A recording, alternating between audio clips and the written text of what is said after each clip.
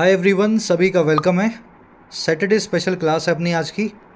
देखो, ये सेंटेंस मैं आपको डराने के लिए नहीं लाया हूँ, हकीकत बताने के लिए लाया हूँ। बड़ा सेंटेंस है, मेरे ख्याल से 50% से ज़्यादा बच्चे इस सेंटेंस का मीनिंग नहीं निकाल सकते। भाई बीच में पढ़ लोगे आचार्य बालाकृष्णा, बाबा रामदेव पढ़ लोगे, अप्रैल 23 पढ़ लोगे, पब्लिश कर लोगे, डायबिटीज़ देख लोगे, बट ये सेंटेंस क्या कहना चाह रहा है आपसे, अगर इस पर मैं 3 क्वेश्चन आपको बना के दूँ तो आप इसका मीनिंग निकालने में संघर्ष करोगे, स्ट्रगल करोगे। और इसका रीज़न क्या है? इसका रीज़न है कंफर्ट जोन से बाहर ना आना। क्लासेस चलाते हो आप यूट्यूब पे, टीचर पढ़ा रहा है, खुद ही पढ़ाया जा रहा है, आगे बढ़े जा रहा है ना, आप देखते जा रहे हो, आपको लग रहा है कि मैं भी सीख गया। नहीं, जब तक इन सेंटेंसेस को सिस्टमेटिक अप्रोच से खुद अप्रोच नहीं करोगे तब तक इनका मीनिंग आप नहीं निकाल सकते। और यही सिस्टमेटिक अप्रोच इस क्लास में मैं आपको करवाता हूँ। यूनिक क्लास है, ऐसी क्लास आपको यूट्यूब पे नहीं मिलेगी। सिर्फ इसलिए नहीं बोल रहा हूँ क्योंकि मैं ये क्लास करवा रहा हूँ, ये इसलिए बोल रहा हूँ मैं, आप खुद से भी सर्च करेंगे तो आपको इस तरह का कंटेंट नहीं मिलेगा। कोशिश करनी है इसका मैक्सिमम बेनिफिट लें। 10 से 15 मिनट के अंदर ऐसे बड़े बड़े सेंटेंस मैं आपको तोड़ के ब्रेक करके पढ़ना सिखाऊंगा, मीनिंग निकालना। तो शुरू करते हैं क्लास को, देरी नहीं करेंगे। पहले सेंटेंस को पढ़ते हैं, क्या कहना चाह रहा है। The union has to activate itself. ये 2 कोट अनकोट के जो है निशान लगे हुए हैं। Justice Hima Kohli, who is heading the supreme court bench, hearing the case against Patanjali Ayurved and its leader Acharya Balakrishna and Baba Ramdev, observed on April 23rd, in the context of the government not having taken any action against the company for publishing advertisements touting untested pseudoscientific cures for COVID-19, diabetes and other conditions। इस sentence को बोलते हैं literary nightmare. Nightmare मतलब बुरा सपना। अब इस बुरे सपने को अपने खूबसूरत ख्वाब कैसे बनाएंगे, छोटे छोटे पीस करके देखते जाओ। देखो, the union has to activate itself. Union को एक्टिवेट करना पड़ता है अपने आप को। यूनियन यानी सरकार। हमारा देश एक यूनियन से ही बना है ना, स्टेट्स हैं, बीच में सेंटर है, तो स्टेट्स और सेंटर का जो नेटवर्क है इसी को बोलते हैं यूनियन। सारे राज्य मिल जाएंगे और केंद्र सरकार मिल जाएगी, यूनियन। यूनियन बन गया आपका सब्जेक्ट। अब ये सब्जेक्ट क्या होता है? सब्जेक्ट वो होता है जिसके लिए वर्ब आती है, जो कुछ काम करता है या उसके ऊपर कुछ काम होता है। तो यूनियन ने काम किया है और काम है हैज़। अब ये हैज़ वर्ब के बहुत सारे मीनिंग्स हैं अंग्रेजी में। अगर आपके पास कोई चीज़ रखी है तो आप बोलते हैं I have a pen, she has a car, यानी किसी चीज़ को रखने के लिए हैज़ का इस्तेमाल होता है। अगर आप कोई काम कर चुके होते हैं तब भी हैज़ लगाते हैं। She has done her breakfast, उसने अपना ब्रेकफास्ट नाश्ता कर लिया है, तो हैज़ के बाद वर्ब की थर्ड फॉर्म भी लग जाती है। और तीसरा हैज़ का काम होता है, हैज़ के बाद में एक टू इन्फिनेटिव लगा हो, जैसे लिखा हो to activate, to play, to eat, to sing, to sleep, to dance, to plus में वर्ब की बेस फॉर्म। तो ये थर्ड स्ट्रक्चर होती है हैज़ की, और ये बताती है कि कोई काम करने की आपकी मजबूरी है। यूनियन की मजबूरी है कि उसको एक्टिवेट करना चाहिए खुद को। Union has to activate itself. देश का, सरकार का काम ही ये है कि वो हरकत में आए, अपने आप को एक्टिवेट करे। एक्टिवेट करना यानी हरकत में आना। तो ये सब्जेक्ट था यूनियन, वर्ब है इसकी हैज़, और आगे मजबूरी बताने के लिए हैज़ के बाद लगा हुआ है इन्फिनेटिव। इसको बोलते हैं मजबूरी वाला इन्फिनेटिव। अच्छा, आगे क्या हुआ? अब ये बात जो है ना, इस कोट और अनकोट के बीच में ख़त्म हो गई, यानी ये स्टेटमेंट किसी के द्वारा दी गई, और जो आदमी ने स्टेटमेंट दी उस इंसान का नाम है जस्टिस हिमा कोहली। ठीक है, ये है आपका सब्जेक्ट नंबर 2। सब्जेक्ट नंबर 2 क्यों बोल रहा हूँ? क्योंकि इसकी भी वर्ब आएगी। जस्टिस हिमा कोहली ने ये तो बोला ही, इसके बाद में उन्होंने क्या किया वो दूसरी वर्ब से बताएंगे। चलो, अब ये जस्टिस हिमा कोहली हैं कौन? देखो, इन्होंने जो भी काम किया वो आगे आएगा, लेकिन बीच में बहुत सारी बात बताई गई है जस्टिस हिमा कोहली के बारे में। कहाँ से आई हैं, क्या करती हैं, इस केस में क्या कर रही थी। तो कह रहा है जी, ये वो जस्टिस हिमा कोहली हैं who is heading the supreme court bench hearing the case. जो हेड कर रही हैं, हेड करना यानी अगुवाई करना, नेतृत्व करना, लीड करना। जस्टिस हिमा कोहली वो जज हैं जो अगुवाई कर रही हैं सुप्रीम कोर्ट के एक बेंच की। बेंच का मीनिंग आप समझते हैं, ग्रुप ऑफ जजेस, 2, 3, 5, जनरली ये ऑड नंबर्स में मिलेंगे आपको, 1 मिलेगा, 3 मिलेगा, 5, 7, 2 भी होते हैं, 4 भी होते हैं, जनरली ऑड नंबर में होते हैं। तो ये वो कौली साहब हैं जो कि अगुवाई कर रही हैं सुप्रीम कोर्ट की बेंच की। तो ये पूरी बात जो है कौली साहब मैडम के लिए एक रिलेटिव क्लोज है। रिलेटिव क्लोज यानी किसी नाउन के बारे में एडिशनल इंफॉर्मेशन देने वाला क्लोज। अच्छा, ये कौन सा केस है? अब ये केस के बारे में भी बताना पड़ेगा। ये केस है जी अगेंस्ट यानी कि खिलाफ, और किन के खिलाफ है? इन दोनों महानुभावों के खिलाफ है। पहले हैं आयुर्वेद के, पतंजलि आयुर्वेद के लीडर आचार्य बालाकृष्णा, और दूसरे हैं बाबा रामदेव। ठीक है, इन दोनों के खिलाफ है, अगेंस्ट लगा के बता दिया, ये केस है इन दोनों के खिलाफ। यहाँ पे पतंजलि की जगह आपका नाम भी हो सकता था, मेरा नाम भी हो सकता था, case against me, case against you. तो हमारा आपका नाम लिख करके बाबा रामदेव का नाम लिख दिया गया है, बस इतना ही फ़र्क है। ठीक है, अब देखो जस्टिस ने क्या किया। जस्टिस ने ऑब्जर्व्ड किया, शी ऑब्जर्व्ड। जज लोग जब भी कोई बात बोलते हैं तो वो ऑब्जर्व करते हैं, है ना, वो केस को सुनते हैं, समझते हैं और फिर बोलते हैं कि यार ये होना चाहिए था। तो जब भी वो ऐसी अपनी कोई राय देते हैं तो उसको अंग्रेजी में बोलते हैं ऑब्जर्व करना। तो जस्टिस कोली मैडम ने ऑब्जर्व किया, सब्जेक्ट नंबर 2 की वर्ब आई यहाँ पे, वर्ब नंबर 2। ऐसे इनको ब्रेक करना होता है। अब देखो सवाल ये आना चाहिए इन्होंने ऑब्जर्व कब किया, कोई डेट तो होगी ना, ऐसा थोड़े ना इन्होंने नींद में ऑब्जर्व कर दिया घर बैठे बैठे। ये डेट थी अप्रैल 23 को केस की सुनवाई कर रही थी, उस दिन उन्होंने इस काम को किया। तो 23 अप्रैल जो है वो बन जाएगा एडवर्बियल फ्रेज ऑफ टाइम। अब क्यों बन जाएगा? क्योंकि ये एक एडवर्ब का काम कर रहा है और टाइम की बात बता रहा है। एडवर्ब का काम इसलिए कर रहा है क्योंकि वर्ब के बारे में कुछ बता रहा है। इस दिन ये हुआ, इस दिन ये ऑब्जर्व हुआ, तो ऑब्जर्व हुआ 23 तारीख को, तो टाइम बता दिया इन्होंने वर्ब का, एडवर्बियल फ्रेज ऑफ टाइम। ये नाम याद रखने की ज़रूरत नहीं है आपको, काम याद रखना है। समझ पा रहे हो? ये अप्रैल 23 किसके लिए आया है? हिमा कोहली के लिए नहीं आया, ये यूनियन के लिए भी नहीं आया, सुप्रीम कोर्ट के लिए भी नहीं आया, बाबा रामदेव के लिए भी नहीं आया। ये अप्रैल 23 आया है ऑब्जर्व करने की घटना के दिन के लिए। ठीक है, दिनों से पहले, वारों से पहले हमेशा ऑन लगता है, on Monday, on Tuesday, on April 23, जो भी आप दिन या वार लगाते हैं ऑन प्रेपोजिशन से वो जोड़े जाते हैं। यहाँ तक मामला ठीक। अब देखो ये सारा काम इन्होंने जो किया, केस की सुनवाई करते हुए ये बताया, ये उन्होंने तब बताया, ये ऊपर वाली बात उन्होंने तब बोली, वो बोली इस कॉन्टेक्स्ट में, इन द कॉन्टेक्स्ट। कॉन्टेक्स्ट मतलब सिचुएशन, और सिचुएशन थी सरकार की, कॉन्टेक्स्ट है सरकार का। और सरकार के किस काम पे? सरकार का जो काम है वो बताया गया है वर्ब की आईएनजी फॉर्म लगा करके, जीरंड बना करके। ये जीरंड क्यों लगते हैं? देखो वैसे तो ये पार्टिसिपल है और कहने को इसको आप जीरंड भी बोल सकते हैं। मैं कंफ्यूज इसलिए नहीं करूँगा आपको क्योंकि ये दोनों ही काम कर रहा है एक्चुअल में यहाँ पे। अगर आप पार्टिसिपल वाला लेकर के समझोगे तो ईजिली समझ पाओगे। सरकार वो है जो नॉट हैविंग टेकन है। अच्छी सरकार है, बुरी सरकार है, बढ़िया सरकार है, मजबूत सरकार है, कमज़ोर सरकार है। तो अच्छा, बुरा, बढ़िया, कमज़ोर, मजबूत, सभी एडजेक्टिव सरकार के बारे में बता रहे हैं।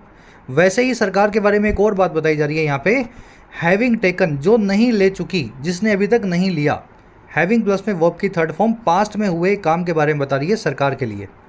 तो ये कॉन्टेक्स्ट है सरकार के ना ले चुके होने का, किसी भी एक्शन को, किसी भी जो है कदम को। अब एक्शन किसके लिए लेना था? एक्शन लेना था इसी कंपनी के खिलाफ, अगेंस्ट द कंपनी। और क्यों लेना था? ये फॉर लगा करके आपने बता दिया। फॉर प्लस में वर्ब की आईएनजी फॉर्म लगाई है। प्रेपोजिशन हमेशा वर्ब की आईएनजी फॉर्म लेगी अपने बाद, चाहे फॉर हो, चाहे बाय हो, चाहे फ्रॉम हो, चाहे एट हो, चाहे इन हो, है ना। तो ये फॉर पब्लिशिंग, पब्लिश करने के लिए ऐसी एडवर्टीजमेंट्स को, ऐसी मशहूरियों को, वो मशहूरियाँ, अब देखो मशहूरियों के बारे में और बताया हुआ है। ये जो touting untested pseudo scientific cures, ये मशहूरियाँ थी जो टाउट करती थी। टाउट करना यानी प्रमोट करना, किसी चीज़ को चिल्ला चिल्ला के बताना, अखबारों में, न्यूज़पेपर्स में, टीवी में, रेडियो पे।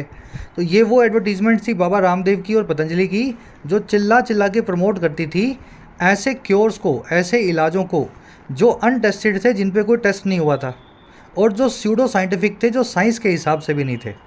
बस ऐसे ही कुछ घोल दिया, कुछ मिला दिया, जुला दिया और बोल दिया ये देखो आयुर्वेद की दवाई है।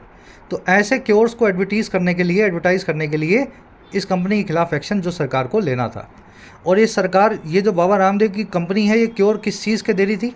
फॉर लगा के बता रहे हैं, फॉर कोविड-19, for diabetes and for other conditions, इन सारी घातक बीमारियों के लिए। देखा, सेंटेंस को ऐसे ब्रेक करना है, दिमाग में करना है ये।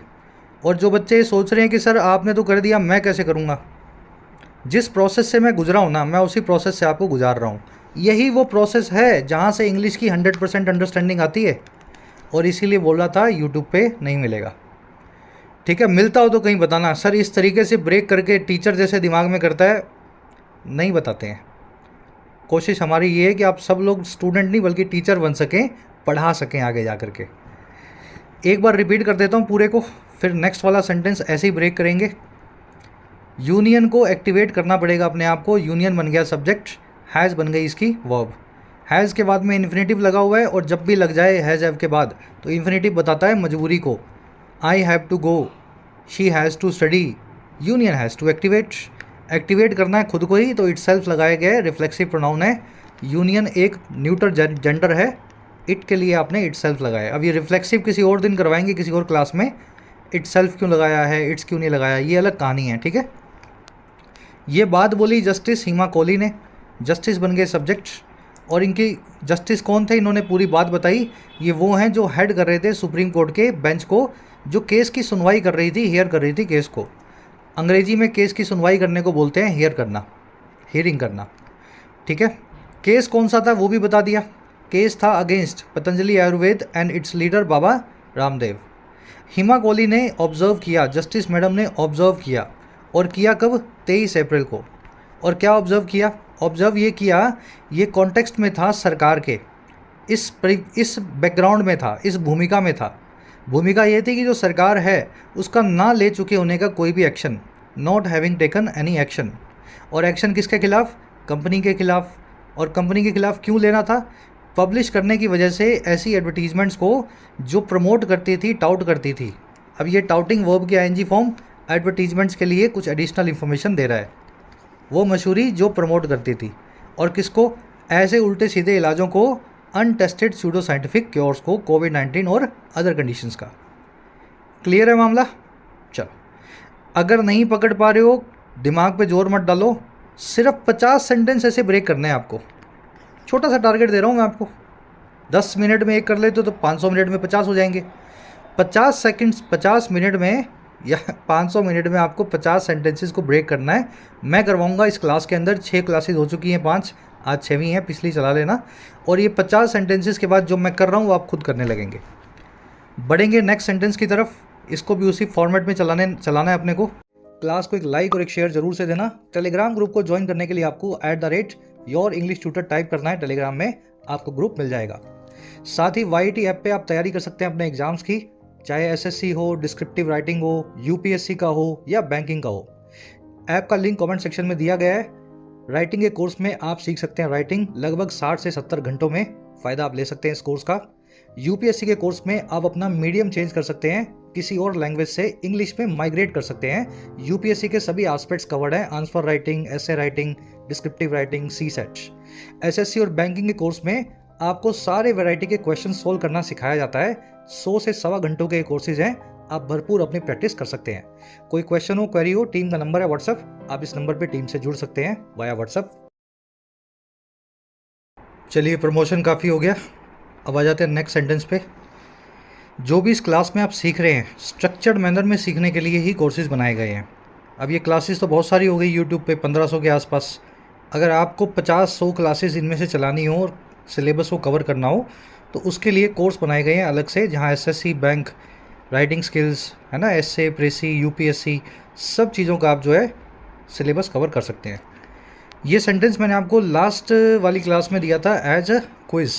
अब इसको अपने सॉल्व करेंगे, इसमें एरर्स भी हैं, पहले पढ़ेंगे इसको प्यार से, हल्का हल्का पढ़ो।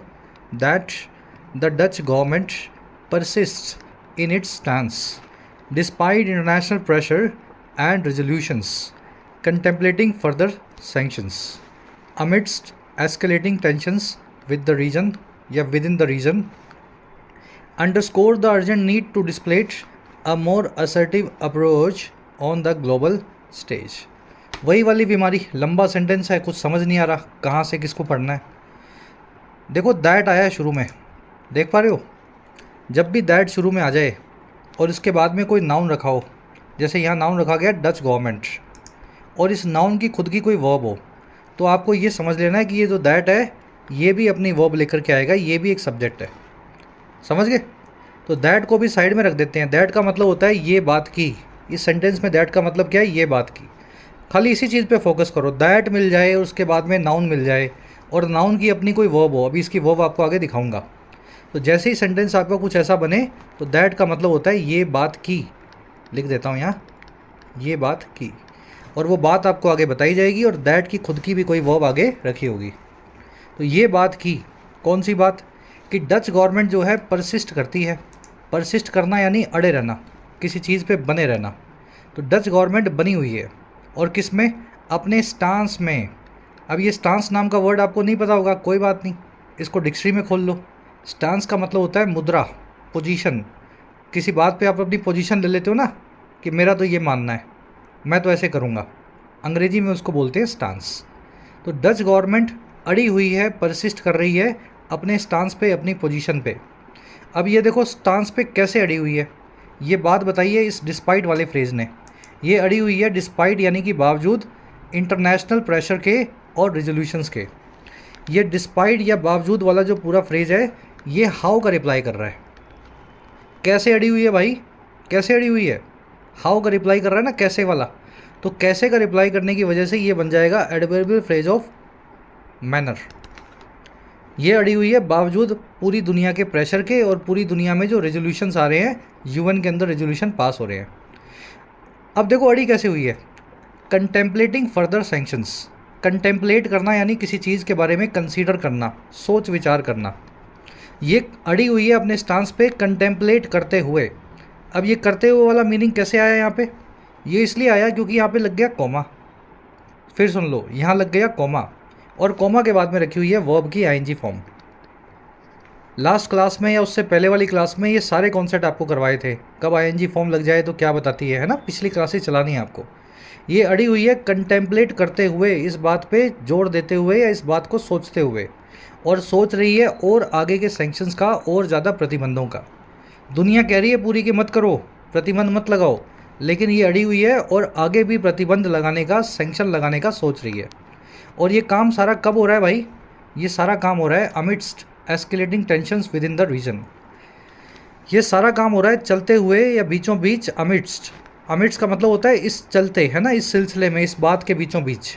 बात है बढ़ती हुई टेंशंस की, तनाव की, इस पूरे रीजन के अंदर, विद इन द रीजन। ये विद इन इकट्ठा ही है, स्पेस बीच में डल गया है, उसको निकाल देना। चलिए, कह रहा है ये जो बात है ना कि डच गवर्नमेंट इतनी अड़ियल है, सारी दुनिया ने मना लिया, प्रेशर दे दिया तो भी नहीं मानी, और सोचती जा रही है कि और सैंक्शन लगाएंगे जो भी लगाने हैं हमें। कह रहा है ये बात जो है ना ये अंडरस्कोर करती है। मैंने आपको बताया था ना दैट, ये बात की, तो दैट जो है सब्जेक्ट नंबर 2 बन जाएगा और इसकी वर्ब होगी अंडरस्कोर। ये बात अपने आप में अंडरस्कोर करती है, इस चीज़ को हाईलाइट करती है, और वो चीज़ है अर्जेंट नीड, वो ज़रूरत है अर्जेंट वाली, और नीड है डिस्प्ले करने की, दिखाने की एक और असर्टिव अप्रोच को, एक और आक्रामक रवैये को। असर्टिव यानी आक्रामक, जिसमें आप कुछ कहते हैं दम लगा के, नहीं नहीं ऐसा ही होगा, है ना, असर्शन दिखाते हैं। असर्टिव अप्रोच को दिखाने के लिए अर्जेंट नीड आ गई है, और ये है ऑन द ग्लोबल स्टेज। ये नीड होगी वैश्विक मंच पे, दुनिया के सामने, ऑन द ग्लोबल स्टेज। ये बना आपका सेंटेंस। एक बार इसको रिपीट करते हैं अपने, ताकि अपने देख पाएँ कौन सा वर्ड क्या काम कर रहा था। ये बात की डच गवर्नमेंट अड़ी हुई है अपनी मुद्रा में, अपनी पोजीशन में, अपने स्टांस में, और अड़ी हुई है बावजूद दुनिया भर के प्रेशर और रेजोल्यूशंस के, और अड़ी हुई है कंटेम्पलेट करते हुए, कंसीडर करते हुए, ख्याल लगाते हुए, सोचते हुए और ज़्यादा सैंक्शंस को लगाने का। और ये सारा काम ये करेगी इस चलती हुई टेंशन के बीचों बीच जो पूरे रीजन में, विद इन द रीजन चल रही है। ये है एडवर्बियल फ्रेज ऑफ टाइम। ठीक है, सैंक्शंस कब लगाएगी? इस टेंशन से बीचों बीच लगाएगी। टेंशन इस तरफ है, इधर सैंक्शन लग रहे हैं, तो ये बात ही अपने आप में अंडरस्कोर कर देती है, ये बात ही हाईलाइट कर देती है, दिखा देती है उस अर्जेंट नीड को, जो है दुनिया को अब दिखाने की, डिस्प्ले करने की एक और ज़्यादा आक्रामक अप्रोच को डच गवर्नमेंट के खिलाफ वैश्विक मंच पे। तो पूरी दुनिया अब जब डच गवर्नमेंट का हाथ मरोड़ेगी आक्रामक अप्रोच के साथ में, अपना डिस्प्ले करेगी आक्रामक अप्रोच को, तभी डच गवर्नमेंट मानेगी। अब इसका मीनिंग आपने निकाला, और ये होता है सही तरीके से सेंटेंस को पढ़ना। कुछ बच्चे बोलते हैं सर सेंटेंस तो पढ़ लेते हैं, मीनिंग नहीं निकाल पाते। मीनिंग नहीं निकाला तो क्या पढ़ा आपने भाई? इंटरनेशनल प्रेशर, रेजोल्यूशन, कंटेम्पलेटिंग, ये तो वर्ड्स हैं, पढ़ लो आप जितना मर्जी। मीनिंग तब निकलेगा जब इनके सर पैर जुड़ेंगे आपस में और ऐसे जोड़े जाते हैं। मज़ा आया सीख करके? चलो अब ज़्यादा मज़ा नहीं लेना है, 2 एरर्स हैं वो फटाफट निकाल के बताओ। आपके सामने है बड़ी बड़ी फुटबॉल जैसी, दोनों दिखनी चाहिए आपको। दैट सिंगुलर है, दैट यानी ये बात की, बात तो एक ही है ना। दैट भी सिंगुलर होता है, प्लूरल होता तो दोज होता। That house, that car, that friend, तो दैट की वर्ब कैसे प्लूरल हो गई? अंडरस्कोर तो प्लूरल वर्ब होती है ना, आपको अंडरस्कोर्स लिखना चाहिए। तो ये आपकी एरर नंबर 1 जो आपने सर पैर जोड़ने के बाद में पकड़ी। और दूसरा, नीड है डिस्प्ले करने की, दिखाने की। टू इन्फिनेटिव हमेशा वर्ब की बेस फॉर्म को लेता है टू के बाद में, तो टू डिस्प्ले लिखना पड़ेगा। To eat, to play, to sing, to dance, to sleep, to display. तो टू डिस्प्लेड ये नहीं चलेगा, आपको ईडी को निकाल के इसको बेस फॉर्म में चेंज करना होगा। ये थी एरर नंबर 2। चलिए एक लास्ट सेंटेंस करेंगे आज का, लंबा वाला सेंटेंस है। मैं सभी को यहाँ पे सजेस्ट करूँगा, एनकरेज करूँगा, वीडियो को पॉज कर दो। देखो मुझे आता है, मैं अभी तोड़ के भी बता दूंगा इस सेंटेंस को, पर मज़ा तब आएगा जब आप खुद से तोड़ो। जितना टूटे उतना तोड़ो, दिमाग में तोड़ो, पेंसिल से तोड़ो, और फिर मेरे वाले तोड़े हुए ब्रेक एनालिसिस जो मैं करूँगा फिर उससे आप मैच करो। सब बच्चे खुद से करेंगे।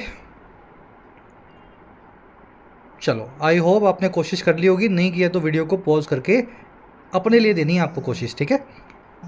चलो कह रहे जी, in the ultimate analysis the DMRC case appears to have been rightly decided, as the earlier 2-judge bench was ruled to have erred.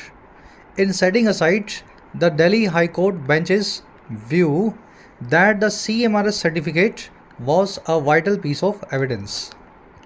क्या मीनिंग निकलेगा इसका? कह रहे जी अल्टीमेट एनालिसिस के अंदर ये जो पूरी बात होगी ना, ये सारी ये ताम झाम जो आप देख रहे हो, ये अल्टीमेट एनालिसिस के अंदर आया है। किसी आदमी ने बैठ करके विश्लेषण किया पूरे केस का और अल्टीमेट एनालिसिस निकाला। अल्टीमेट यानी आखिरी, एनालिसिस यानी विश्लेषण, और कॉमा लगा के बता रहे कि इसके बाद इस एनालिसिस में क्या निकला। निकला क्या कि जो DMRC का केस है ये अपीयर होता है, केस बन गया सब्जेक्ट नंबर 1, अपीयर हो गई इसकी वर्ब। अच्छा क्या अपीयर होता है भाई? कि ये राइटली डिसाइडेड हुआ है। देखो to have been rightly decided, rightly मतलब सही तरीके से, डिसाइडेड यानी फैसला होना। ये केस बिल्कुल सही फैसले से आया है, इस केस में जो फैसला हुआ है राइटली डिसाइड हुआ है। अब ये हैव बिन क्या कर रहे हैं यहाँ पे? आपने हैव बिन V3 देखी है ना? हैव बिन V3 कब लगती है? परफेक्ट टेंस में, पैसिव वॉइस में। It has been done, they have been gone, she has been killed, the house has been sold, है ना? हैज़ बिन वर्ब की थर्ड फॉर्म। अब यहाँ पे इसके आगे टू लगा हुआ है, यानी ये केस दिखाई देता है कि ये डिसाइडेड हो चुका है सही तरीके से। केस के लिए वर्ब नहीं है, ये केस के लिए इन्फिनेटिव है। टू लगा हुआ है, साथ में वर्ब की बेस फॉर्म आ रही है हैव। इन्फिनेटिव तो आएगा वर्ब की बेस फॉर्म के साथ ही, भले ही ये केस सिंगुलर था, केस बिल्कुल सिंगुलर था, फिर भी आपने हैव लगाया है, हैज़ नहीं लगाया, क्योंकि टू जो इन्फिनेटिव है अपने बाद में वर्ब की बेस फॉर्म लेता है, और हैव फैमिली में बेस फॉर्म हैव खुद बनाता है। तो यहाँ पे हैज़ नहीं लगेगा, हैव ही लगेगा। तो केस जो है बिल्कुल सही से डिसाइड हुआ है, ये ऐसा दिखाई देता है। It appears to have been rightly decided. और डिसाइड कब हुआ है? हो चुका है। परफेक्ट वाली फीलिंग आ रही है, इसलिए परफेक्ट टेंस को लगाया गया है हैव बिन प्लस में वर्ब की थर्ड फॉर्म टू इन्फिनेटिव के साथ। अच्छा कैसे हुआ ये सारी बात, कैसे पता लगी हमें? ये इसलिए पता लगी एज यहाँ पे कंजंक्शन है और बात करेगी क्योंकि की। एज का मतलब होता है क्योंकि। क्योंकि जो अर्लियर टू बेंच का जज था, टू जज की जो बेंच थी, बेंच तो आप समझते हैं जजेस के ग्रुप को बोलते हैं, उसने रूल किया था। देखिए एक वर्ड था ऑब्जर्व करना, अभी आपको थोड़ी देर पहले बताया था, जजेस ऑब्जर्व करते हैं यानी कोई स्टेटमेंट देते हुए। जब वो रूल करते हैं तो फिर फाइनल फैसला देते हैं वो, है ना? ऐसा होना चाहिए, ये होगा, ये इसको बुलाओ, इसको अंदर डालो, इसको छोड़ दो। इसको बोलते हैं अंग्रेजी में रूल करना। कह रहे जो बेंच थी ना उसको रूल किया गया। बेंच ने रूल नहीं किया, bench was ruled. Passive voice में बेंच को रूल किया गया, बेंच के ऊपर ये फैसला आया। और क्या फैसला आया? To have erred. ये ERR जो है ये एक वर्ब होती है, इसका मतलब होता है एरर करना। एरर एक नाउन है, एरर मतलब गलती। वर्ब फॉर्म में ERR बोलते हैं इसको, इसका मतलब होता है गलती करना। और यहाँ लगी हुई है वर्ब की थर्ड फॉर्म हैव के साथ में। इसको ये रूल किया गया कि ये इसने गलती की है। It was rule to have erred. ठीक है, अर्ड। अब ऐड कब किया इसने भाई, एरर कब किया? इसने गलती की थी सेट असाइड करने में, कैंसिल करने में। सेट असाइड करना यानी किसी ऑर्डर को कैंसिल करना। तो इस बेंच ने एक ऑर्डर को कैंसिल किया था जो दिल्ली हाई कोर्ट की व्यू का था, दिल्ली हाई कोर्ट का जो नज़रिया था। और नज़रिया क्या था? दैट लगा के फिर बता देगा वो नज़रिया। कंजंक्शन आ गई एक और, कि जो CMRR सर्टिफिकेट है सब्जेक्ट नंबर 3, वो वॉज था वर्ब नंबर 3, एक vital piece of evidence. Vital यानी ज़रूरी, एविडेंस यानी सबूत, पीस का मतलब है टुकड़ा। तो ये सबूत का एक बहुत वाइटल टुकड़ा था, बड़ा ज़रूरी सबूत था ये सर्टिफिकेट जो है ना। इस व्यू को जो है इन्होंने सेट असाइड कर दिया। अगर इसका मीनिंग आपको वैसे समझना हो, देखो मैं साफ कर देता हूँ एक बार, आप क्लियर व्यू ले पाएँ इसकी। मीनिंग ये निकला कि दिल्ली हाई कोर्ट ने ये बोला सबसे पहले फर्स्ट नंबर पे कि CMRR सर्टिफिकेट जो है वो बड़ा ही ज़रूरी एविडेंस है और इसके हिसाब से हम केस की सुनवाई करेंगे। ठीक है, ये बात किसने बोली? दिल्ली हाई कोर्ट की बेंच ने। फिर सुप्रीम कोर्ट में मामला गया। सुप्रीम कोर्ट ने बोला कि हम सेट असाइड कर रहे हैं दिल्ली हाई कोर्ट की व्यू को, हमारे हिसाब से वाइटल पीस ऑफ एविडेंस नहीं है। समझ गए बात? सुप्रीम कोर्ट में मामला गया। फिर 2 बेंच जज जो थी उस बेंच के भी ऊपर ये मामला गया। 5 बेंचों की जज बुलाई गई कि भाई हमारा केस फिर से देखो, ये बेंच तो पता नहीं क्या कर रही है। फिर फाइनल केस हुआ और उसका एनालिसिस में ये पता लगा कि फाइनल केस में इस केस को सही तरीके से डिसाइड किया गया और ये जो 2 बेंच की जज थी इनके फैसले को कैंसिल कर दिया गया। और फिर क्या कहा गया कि जो दिल्ली हाई कोर्ट का व्यू है वो बिल्कुल ठीक है, आप इसको सेट डिसाइड नहीं कर सकते। तो केस ऊपर से ऊपर चलता जा रहा है। नीचे की कोर्ट ने बोला कि ये ज़रूरी है, सुप्रीम कोर्ट ने बोला नहीं ज़रूरी नहीं है, नीचे की कोर्ट को बोला आप गलत बोल रहे हो। फिर सुप्रीम कोर्ट की एक और बेंच आई, उसने बोला अपने नीचे वाली कोर्ट को कि भाई दिल्ली कोर्ट सही है, जो कह रही है मान लो। तो फाइनल एनालिसिस में हमें ये पता लगा कि ये फाइनल केस जो है it appears to have been rightly decided. ये मीनिंग निकालना होता है, यही चैलेंज है, सारी कहानी का यही चैलेंज है। अगर ये मीनिंग आपने नहीं निकाला ना, मैं इस पर 5 क्वेश्चन बनाऊंगा, आपको हवा भी नहीं लगेगी कि क्या पूछ रहा हो क्वेश्चन के अंदर और क्या आंसर निकलेगा, है ना। इन द अल्टीमेट एनालिसिस एक फ्रेज है यहाँ पे, एक्चुअल में ये फ्रेज है एडवर्बियल फ्रेज ऑफ प्लेस। कहाँ हुआ है सारा काम? इस एनालिसिस में हुआ। काम क्या हुआ? DMRC केस जो है दिखाई देता है, सब्जेक्ट वो मिल गए आपको, कि ये सही डिसाइड हुआ है। और क्यों डिसाइड हुआ है? क्योंकि इससे पहले वाली जो बेंच थी उसको रूल किया गया, इस केस में उसको साबित किया गया या उस पर फैसला दिया गया कि वो गलती कर चुकी है। और गलती उसने क्या की है? इस काम को करने में, दिल्ली हाई कोर्ट की व्यू को कैंसिल करने में, सेट असाइड करने में। और व्यू दिल्ली हाई कोर्ट की ये थी कि CMRR सर्टिफिकेट जो है वो एक वाइटल पीस ऑफ एविडेंस था, ज़रूरी चीज़ थी जिसके आधार पे केस की सुनवाई होनी चाहिए। समझ गए? चलो, 50 सेंटेंसेस का अपना टारगेट रखें। हर क्लास में 3-4 सेंटेंस करवाऊंगा, यानी 50 कितने होंगे? 20, 12, 15 क्लासेस के अंदर हो जाएंगे आपके, है ना। तो 12 क्लासेस का अपना ये सीरीज़ है। आज 6वीं क्लास है। पिछली 6 क्लासेस को चला लेना, 5वीं 5 क्लासेस को, आगे की 6 क्लासेस आपको मिल जाएंगी in the upcoming weeks. Class अच्छी लगी हो तो एक लाइक देकर एक शेयर देना। एक क्विज़ दे रहा हूँ मैं आपको क्वेश्चन के तौर पे, पढ़ लो इसको आराम से। इसमें एरर भी मिलेगी आपको, 2 मिलेंगी, 1 नहीं 2। ब्रेक करेंगे इसको, नेक्स्ट क्लास में शुरू करेंगे, जब इसी क्विज़ से शुरू करेंगे। जो एरर्स आपको मिल रही हैं अभी कमेंट्स में डालो, ताकि मैं देख पाऊँ आपका लेवल कितना ऊपर नीचे आ रहा है। गलत होगा तो रिप्लाई दे दूंगा, सही होगा तो दिल वाला साइन दे दूंगा, आपको पता लग जाएगा मेरा आंसर सही था। चलिए नेक्स्ट क्लास में मिलेंगे आपसे। अंटिल देन, कल आपसे लेंगे मुलाकात कल की क्लास में। जिन बच्चों को कोर्सेज की ज़रूरत है, एक्स्ट्रा क्लासेस की ज़रूरत है, you can take the benefits of the courses. Application को डाउनलोड करें, YT ऐप को। आपको राइटिंग का, SSC का और बैंकिंग का, इनफैक्ट UPSC का भी कोर्स मिल जाएगा। अफोर्डेबल कोर्सेज है, मेहनत करना चाहते हैं तो ऐप को डाउनलोड करें, कमेंट सेक्शन में लिंक रखा गया है, you can take the benefits. चलिए, अंटिल देन साइनिंग आउट।